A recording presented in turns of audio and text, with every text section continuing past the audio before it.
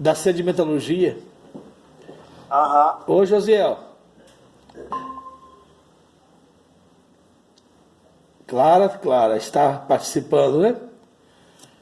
Pois é, eu não vou demorar muito em entrar, não. Nós vamos conversando e até que o pessoal vai entrando aí. Então, deu pra gente... Eu fiz até uma sequência aqui pra gente não perder. A responsabilidade total do vento, para ocorrer um vento, está ligado ao clima. Clima quente, clima frio vão provocar um encontro e esse encontro vai dar origem automaticamente ao que nós chamamos de vento. E a energia produzida pela ação do vento é a energia eólica. Então só vai haver energia eólica se tiver a presença de um vento constante. E a partir daí a gente vê que para ocorrer uma duna, há necessidade de ter, primeiro, presença de areia, que é os sedimentos. Segundo, ausência de vegetação. Se tiver vegetação, não tem como formar uma duna. As vegetações só ocorrem no deserto a partir do momento em que a ação do vento vai ser tão constante que vai conseguir fazer atingir uma determinada profundidade onde vai se obter a água.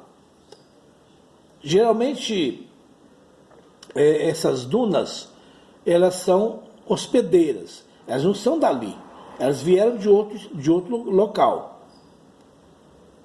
Por exemplo, eu cheguei até a falar com vocês ontem sobre aquele pedaço de terra que a Alemanha doou para os ex-combatentes. Era uma região de floresta. E eles acharam que se eles cortassem as árvores, eles fariam ali uma área para cultivar.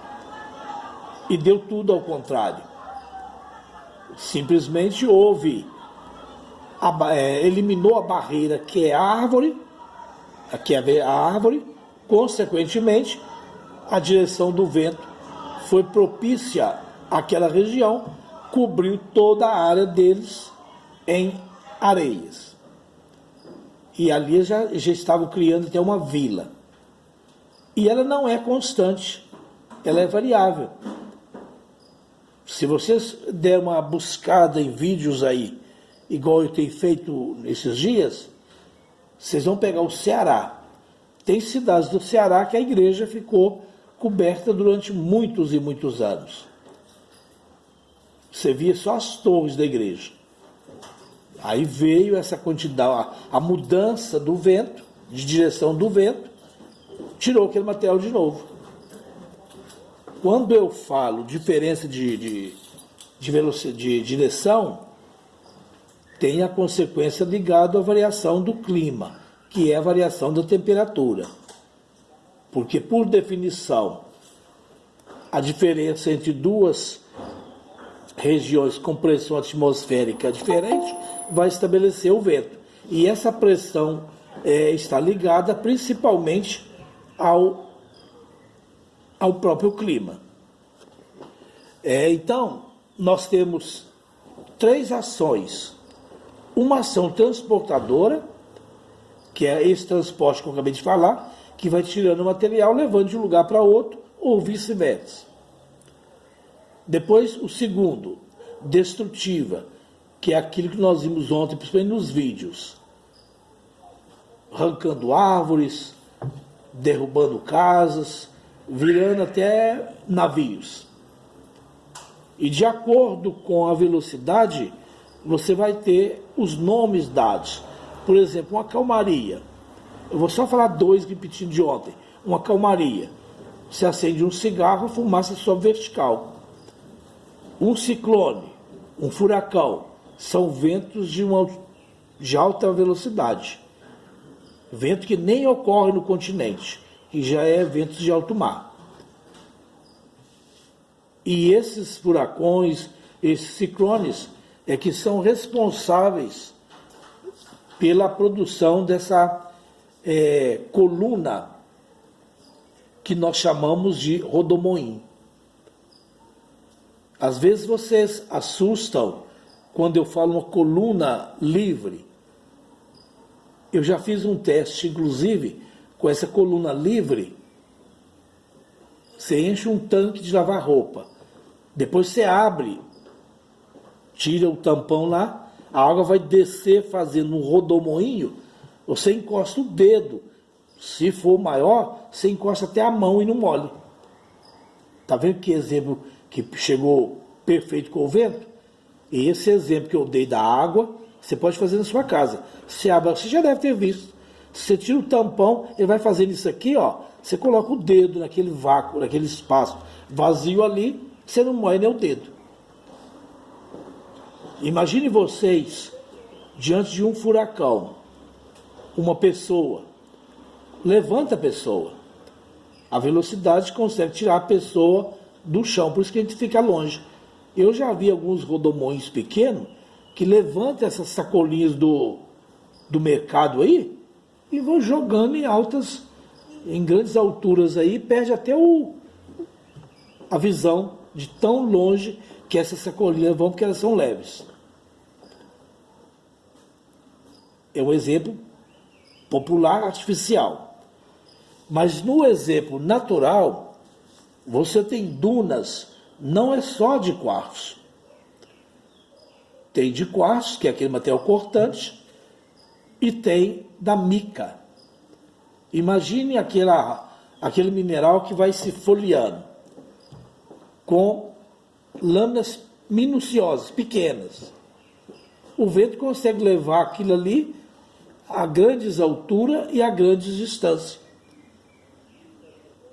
Tem vulcões aí que expelem um material chamado cinza vulcânica, que a geologia chama de tufos vulcânicos. São tamanhos minuciosos de cinza, que chegam até a atrapalhar o espaço aéreo, porque eles vão a longas distâncias. Por que vão a longa distância? Porque são materiais leves, e o vento vai levando, está em agitação ou em movimentação a determinadas alturas, vamos supor menor do que 500 metros, isso vai muito longe. A mídia chegou a mostrar esses dias para trás que a gente ia perceber, na primeira chuva que deu semana passada, uma coloração escura, proveniente da fumaça lá do Pantanal. Eu fiz até testes aqui na minha rua, mas não consegui ver. Aqui não teve isso não. Eu tive o trabalho de comprar 2 tabuleiros de fazer bolo pequenininho, novinho, coloquei na rua aqui, a água estava com algumas impurezas sim, mas é impureza daqui da cidade mesmo. Pedacinho de sílica, pedacinho de alguns materiais sim, mas do Pantanal mesmo eu não vi nenhum nada não. Mas chegaram a falar. E ontem, quando eu estava lendo, eu percebi que vai a longas distâncias. Por exemplo, saiu do deserto do Saara e atingiu lá na Inglaterra, muitos quilômetros de distância. Então eles vão muito longe. Tá, então esse é o efeito que, para quem recebe, vai haver sedimentação. Havendo a sedimentação, já é uma área construtiva. Por isso que hoje ficou meio intenso lá o vídeo, para vocês verem a importância da sedimentação. Primeiro, o professor lá repetiu o nome das dunas, que de acordo com a posição vai receber um nome. Por exemplo, estrela e assim por diante. Parabólica. E depois ele entrou na sedimentação, que lá no final vai ter, a última etapa é a que nós chamamos duna. A primeira etapa de uma sedimentação provocada por esse acúmulo de sedimento é o que nós chamamos de planos. Esses planos formam camadas paralelas e bastante com espessura mínima. É um filetezinho. Vamos supor, em cima do rack da tua casa, você tem aquela poeirinha aterrizada. Você não limpa, amanhã vai ter mais um pouquinho. Já pensou se ficar uma semana sem limpar? A espessura vai aumentar. Mas é uma camadinha de milímetros de centímetro. Nós chamamos plano. Quando é muita quantidade desse material e em tamanhos maiores, nós vamos chamar de camadas, que já tem espessuras maiores um pouquinho, de 10 e até de 2 metros. Lembra da sedimentação do pré-sal? Camadas enormes de materiais. Aí nós chamamos camada. E essas camadas paralelas, nós vamos chamar camada estratificada ou plano estratificado. Se a camada for pequenininha, de espessura mínima, planos estratificados. Se for maior, camadas estratificadas. A palavra estratificada é uma característica essencial da rocha sedimentar. As rochas sedimentares, elas possuem uma característica de sempre estarem depositadas paralelamente. Mas nem sempre isso vai acontecer. Se o vento mudar de direção, a camada vai provocar mudanças também na deposição. Pode ser uma camada vertical, pode ser uma camada cruzada. O geólogo hoje mostrou claramente o que é uma camada vertical, o que é paralela, o que é cruzada, que uma está paralela, a outra dessa aqui, ó, vai dar uma camada cruzada. Então são etapas que ocorrem no que diz respeito à formação das dunas. Mostrou também, nesses dias aí, que às vezes as dunas apresentam colorações. Pode acontecer de vir da atmosfera uma chuva que veio com algumas impurezas de óxido de ferro. Não é só em Congonhas que tem mineração de ferro, não. Por esse mundo afora tem mineração, tem ferro também.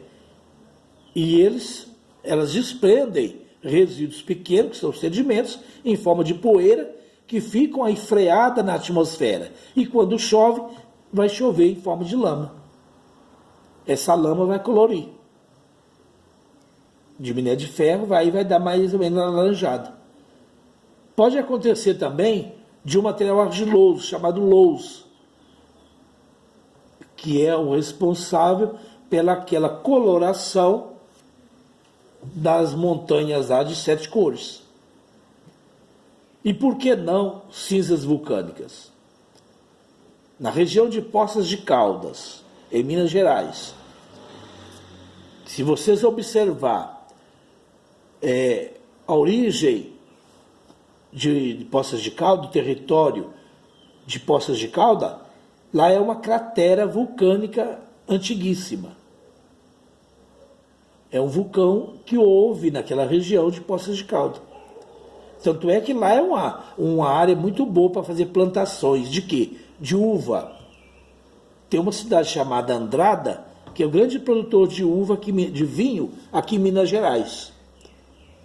Olha a característica que existe entre a formação geológica de Poças de Caldas, origem vulcânica, com a formação do sul do Brasil, produtores de vinho. Eu entrei nesse assunto para vocês saberem que a sedimentação também, provocada pela ação construtiva do vento, a partir de cinzas vulcânicas. Não pensam vocês que um vulcão expele uma meia dúzia de fragmentos que nós chamamos poeira, não?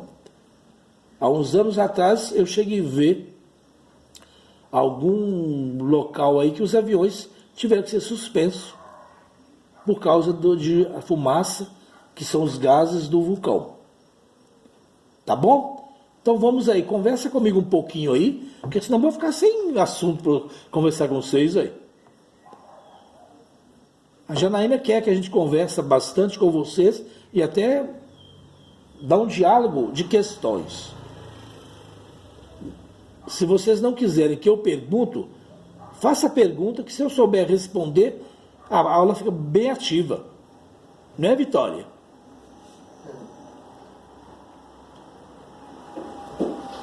Então vamos lá. Ô Ellen, como é que chama a energia para